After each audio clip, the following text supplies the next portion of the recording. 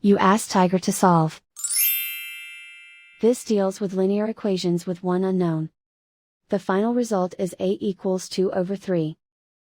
Let's solve it step by step. Group all constants on the right side of the equation. Add 8 to both sides.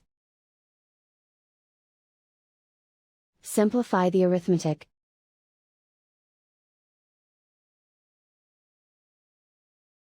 Isolate the a.